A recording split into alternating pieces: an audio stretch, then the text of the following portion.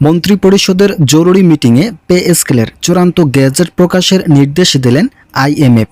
11 থেকে 20 গ্রেডের কর্মচারীদের নতুন সিদ্ধান্ত গ্রহণ করা হয়েছে। বিস্তারিত আলোচনা করার শুরুতে চ্যানেলটি সাবস্ক্রাইব করুন। আজ মন্ত্রিপরিষদের বৈঠকে সরকারি চাকরিজীবীদের গেজেট প্রকাশের চূড়ান্ত সিদ্ধান্ত নেওয়া হলো। বাংলাদেশ সচিবালয়ে সকাল 9 ঘটিকায় একটি বৈঠক অনুষ্ঠিত হয়। এই বৈঠকে প্রধানমন্ত্রী তারেক রহমান সহ অর্থ মন্ত্রণালয়ের একাধিক সদস্যরা উপস্থিত ছিলেন। তারা সকলেই ইতিবাচক সিদ্ধান্তের কথাগুলো উপস্থাপন করেছেন। এছাড়াও গ্রেড ভিত্তিক বেতন কাঠামো পুনর্নির্ধারণের জন্য অর্থ মন্ত্রণালয়কে তাগিদ দেয় সচিব কমিটি।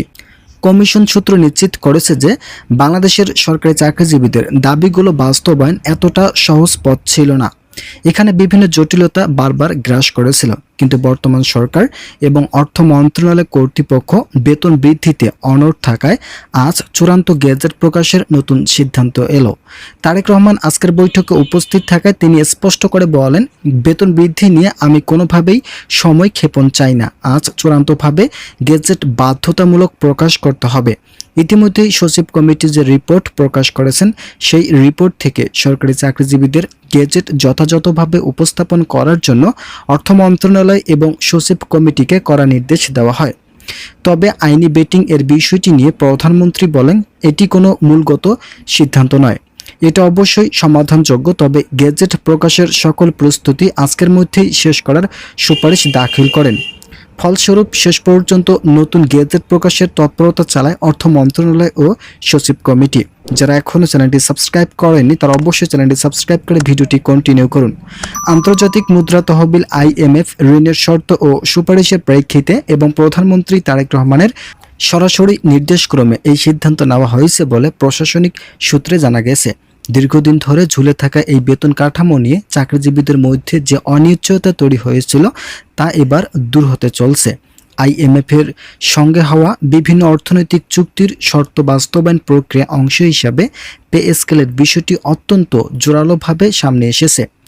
দেশের বর্তমান অর্থনৈতিক বাস্তবতায় মূল্যস্ফীতির চাপ মোকাবেলা এবং সরকারি কর্মকর্তা কর্মচারীদের জীবনযাত্রার মান কাটিয়ে রাখতে একটি বাস্তবসম্মত বেতন কাঠামোর উপর জোর দিয়ে আসছে সংস্থাটি। তাদের সদস্য প্রতিনিধির সঙ্গে ধারাবাহিক আলোচনার পর সরকারের উচ্চ পর্যায় থেকে এই গেজেট প্রকাশের চূড়ান্ত প্রস্তুতি সম্পন্ন করার তাগিদ দেওয়া হয়।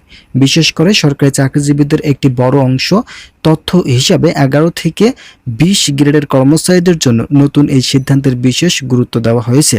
দ্রব্যমূল্যের ঊর্ধ্বগতি, বাজারের নিম্ন ও মধ্যম গ্রেডের কর্মচারীদের সবচেয়ে বেশি আর্থিক সংকটের মুখে রয়েছে। তাদের সামাজিক নিরাপত্তা ও কাজের গতিশীলতা বাড়াতে নতুন বেতন স্কেলে এই গ্রেডগুলোর ক্ষেত্রে তুলনামূলক বেশি সুবিধা ও সামঞ্জস্যপূর্ণ বৃদ্ধির সুপারিশ চূড়ান্ত করা হয়েছে। আপনারা যারা এখনও চ্যানেলটি সাবস্ক্রাইব করেনি তারা অবশ্যই চ্যানেলটি সাবস্ক্রাইব করে ভিডিওটি কন্টিনিউ করুন। প্রধানমন্ত্রী কার্যালয় ও সংশ্লিষ্ট নীতি নির্ধারক মহলের বৈঠকে দীর্ঘ পর্যালোচনার পর এই গেজেট প্রকাশের নির্দিষ্ট সময়সীমা নির্ধারণ করা হয়েছে। প্রশাসনিক প্রক্রিয়া চূড়ান্ত করতে মন্ত্রিপরিষদ বিভাগ ও অর্থ মন্ত্রণালয়ের সংশ্লিষ্ট কর্মকর্তারা দিনরাত কাজ করে যাচ্ছেন। সব ধরনের আইনি ও প্রশাসনিক জটিলতা শেষ করে নির্ধারিত সময়ের মধ্যে প্রজ্ঞাপন জারি করার বিষয়ে সংশ্লিষ্ট মন্ত্রণালয়গুলো এখন পুরোপুরি প্রস্তুত। নির্ধারিত সময়সূচি অনুযায়ী আগামী 25 জুলাই সরকারি চাকরিজীবীরা নবম জাতীয় বেতন স্কেলের বহুল প্রতীক্ষিত চূড়ান্ত গেজেট হাতে পেতে যাচ্ছে। ওই দিনই অর্থ মন্ত্রণালয়ের পক্ষ থেকে প্রজ্ঞাপন আকারে এটি প্রকাশ করা হবে বলে আশা করা হচ্ছে।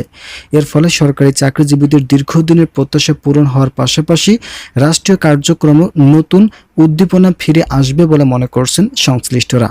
প্রধানমন্ত্রী তারেক রহমান বলেন, এই 25 জুলাই যদি গেজেট প্রকাশ করা হয় তাহলে সরকারি চাকরিজীবীদের 1 জুলাই থেকে ব্যাংক অ্যাকাউন্টে নবম পে স্কেলের বেতন প্রদান করা সম্ভব হবে। অন্যথায় আগামী আগস্ট মাস পর্যন্ত অপেক্ষা করতে হতে পারে সরকারি চাকরিজীবীদেরকে। ফলে শেষ পর্যন্ত আজ কমিটি সময়ক্ষেপণ না করে পরামর্শ দেন এবং গেজেট প্রকাশের জন্য নতুন নিয়মে কার্যকর শুরু করেন। এখন থেকে নতুন নিয়মে কাজ করা শুরু করেছে, যেহেতু আগামী 25 জুলাই প্রধানমন্ত্রী তারেক রহমানের নির্দেশনাধীন গেজেট প্রকাশের নতুন একটি ডেডলাইন ঘোষণা করা হয়েছে। সো এই ডেডলাইন অনুযায়ী এখন থেকে সরকারি চাকরিজীবীদের নবম জাতীয় বেতন স্কেল 1 জুলাই থেকে কার্যকর গৃহীত হলো। ভিডিওটি শেষ করার পূর্বে চ্যানেলটি সাবস্ক্রাইব করে আমাদের এই চ্যানেলের সঙ্গেই থাকুন।